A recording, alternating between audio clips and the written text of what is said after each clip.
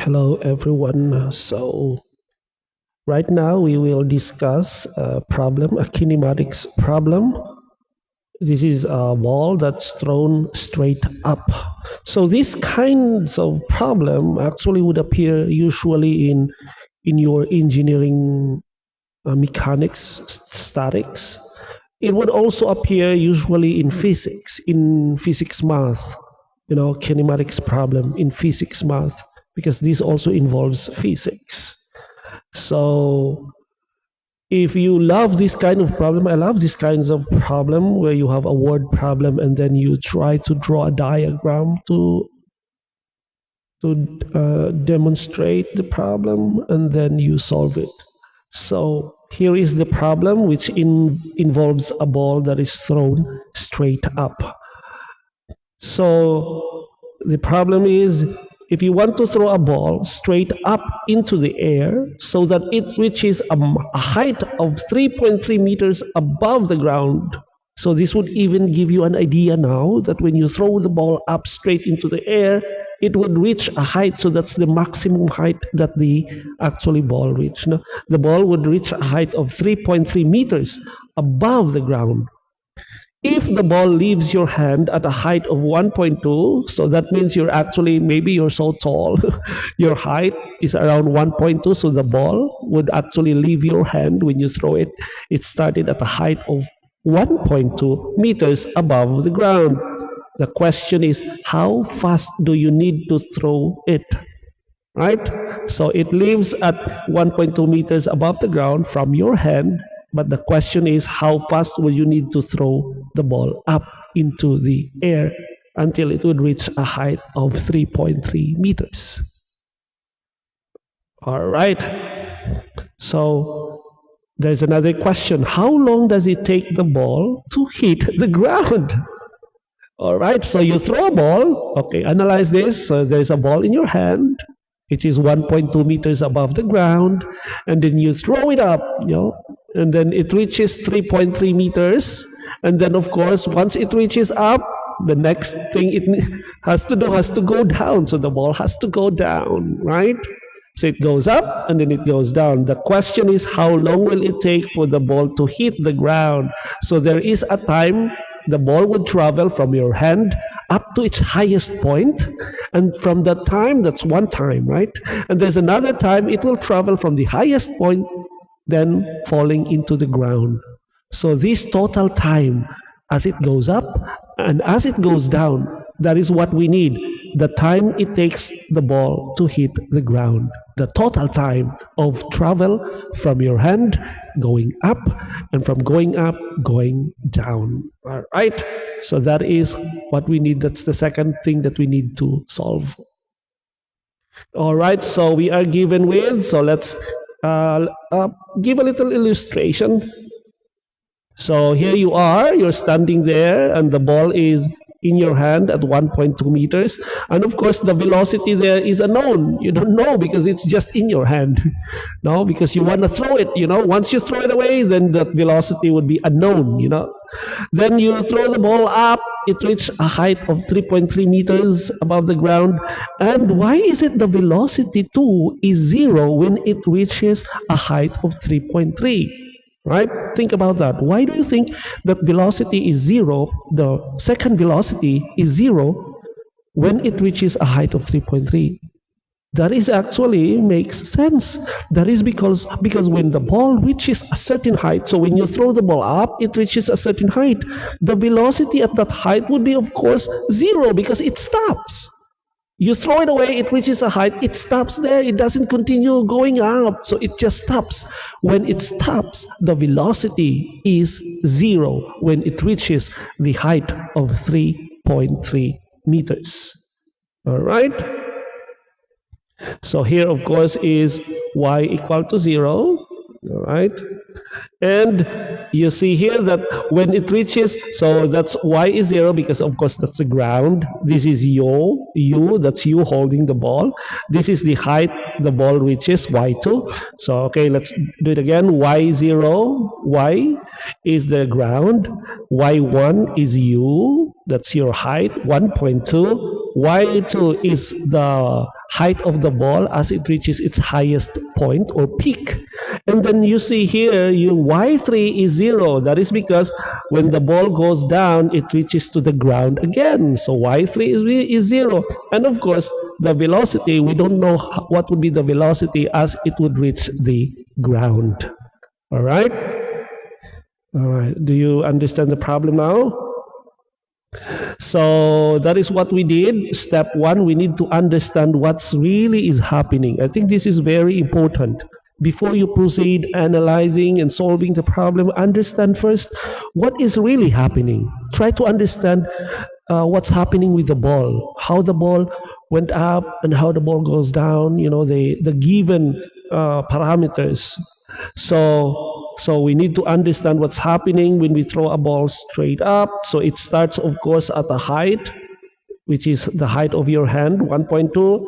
It goes up to the maximum height of 3.3. Then it falls to the ground back to the height of 0. y3 would be 0 because, of course, it is now back to the ground at y3 equal to 0.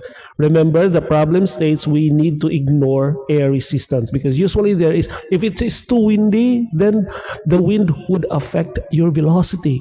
If the wind is too strong, for example, then as you throw the ball up, that wind would affect the velocity of the ball. But in this case, we need to ignore any air resistance because the problem states that we ignore air resistance.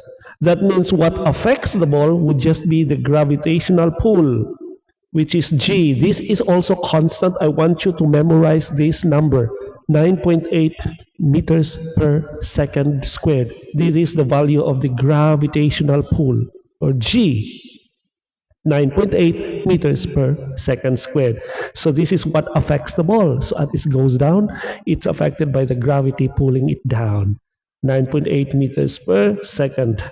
So now we want the initial speed, v1, to reach y2. So this is your speed, because you need to throw it upwards. So it will reach its maximum height of 3.3. So we need to know exactly what would be the speed when it was thrown from your hand. So that would be v1, all right? So we need to find the initial speed v1 when it leaves your hand. So we can use the simple energy idea or formula. So at the top, of course, at the top, the y2 is given, as you can see here, that's the y2, and the velocity at the top is 0. We already discussed why the velocity at the top is 0 when it reaches the maximum height. Now, we know that the height difference from the least to top, we also know what's the difference of the height, correct? So it reaches a height of 3.3, and this is the height before it was thrown, so that's the height from your hand. So the difference of height is 2.1 meters. Actually, that's too low, right? So it reaches 3.3. Your height is 1.2. So this is the difference of height. That's 2.1 meters. All right. So we try to calculate what we can calculate now. Now we have the formula that connects. So we now think of a formula. So we now have the formula that connects the initial speed, final speed, and the height change. Do we have a formula that? Because we do this, the initial speed is the one that is unknown, right? This is what we need. The final speed is known, that's v2 is 0. We also have the height change, or the change of height, which is actually 2.1. So we need to think of a formula that would use this, because we have this, we have analyzed this, we have solved this one. So we need to think of a formula that would be useful for this. And of course, there is a formula for that. This is the formula that we need. Now, this is also one thing that I would recommend. Before you answer these kinds of problems, I want you to remember all the formulas in physics. These formulas of kinematics formula that involves velocity and gravity. I want you to remember them in your head. All right? If your teacher would allow you to bring copies of the equations or formulas with you during exams, that is better, so much better. But if your professor or your teacher would not allow you to carry or to bring with you these formulas and equations, then you need to memorize them. So please memorize them. I don't think it is very difficult to memorize them. Like for example, this one. This one is not actually very difficult to memorize. So what is in this formula? So you have here the velocity, the final velocity, you square it. We have the initial velocity, we have the gravity, and the change of the height. We know this one is given, right? 3.3 minus 1.2, we already computed that one. This one is unknown, the gravity is known, and velocity at the second point is also known, right? So we can solve for V1, right? Because everything is actually known already, right?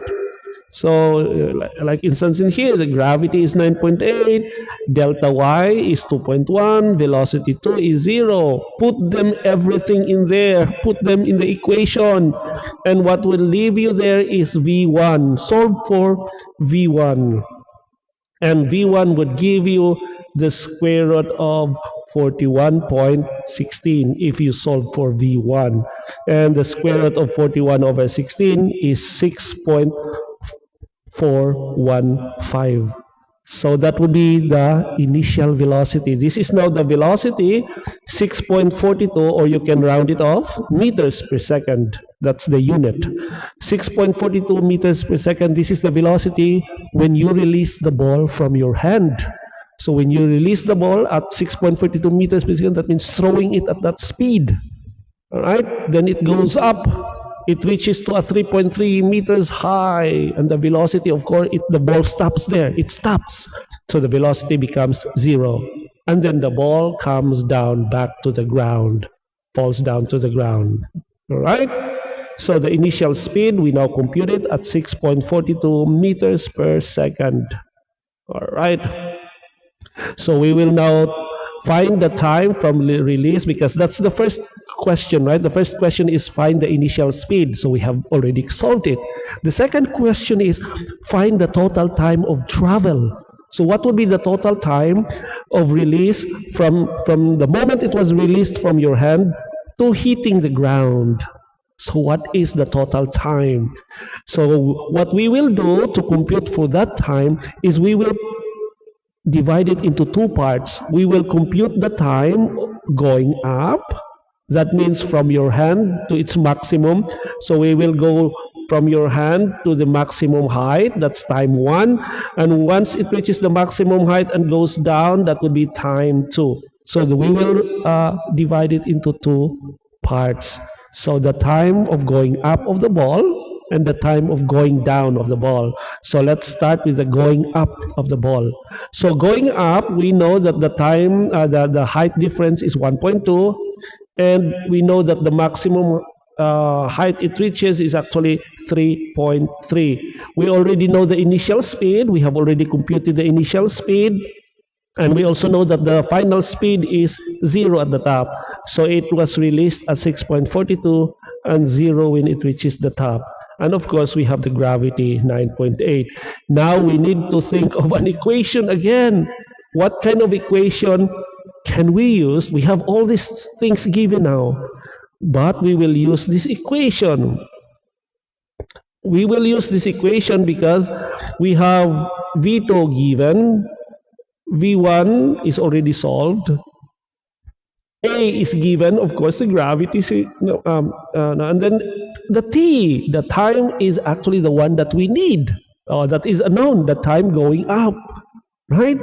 So we will use this equation. So that is what I'm telling you, you need to at least remember the equations, the basic equations. And then you can even write it down once you are during the exam or at the start of the exam, write all the equations down somewhere. So when you go through a problem, you can just review which equation you want. All right? So you substitute now the values from this equation. You substitute the values here. Look, these are the values you now substituted. So 0, and this one we computed, 9.8 times the time, time, and the time going up. And it would give you that the time going up is about this one, or like this. So the value is 0.655 seconds. Now this is the time going upwards. No? So we need now to compute the time going down. Right? We have the time going up. So we will now compute the time as the ball falls down. So since it is falling down, let us again record and write down what we need. So the maximum height it reaches 3.3. It would reach the final distance it will reach, of course, is 0. And of course, what else do we need? So remember, the top speed is 0. So as it starts from fall to rest, we will need the formula from fallen to rest. So we will need this formula here. Height is equal to 1/2 gt squared. All right. So we know that the height is 3.3. Right. That's the height. That the height the ball reaches, and 1/2 gt squared, and of course that t is the time going down, right? So if you have all these values here, all you need to do is compute for t, right? And it would go something like this. If you simplify it, it would eventually result into something like this. And then you compute for t by taking the square root, and the value is, of course, for the t going down is only 0.821 seconds. 0.821 seconds. That's the time. All right. Since we need the total time, we need the time going up and the time going down. So we need to add both time. This is the time going up and the time going down. So the total time of travel of the ball is 1.476 seconds. So this is the time it will take the ball to leave from your hand to reach the top. From the top, it goes down and hit the ground. So 1.476 seconds is actually quite fast. All right, if you have some questions, again, leave comments below, and please don't forget to subscribe. And thank you so much for watching the video, and see you again in the next video. Thank you.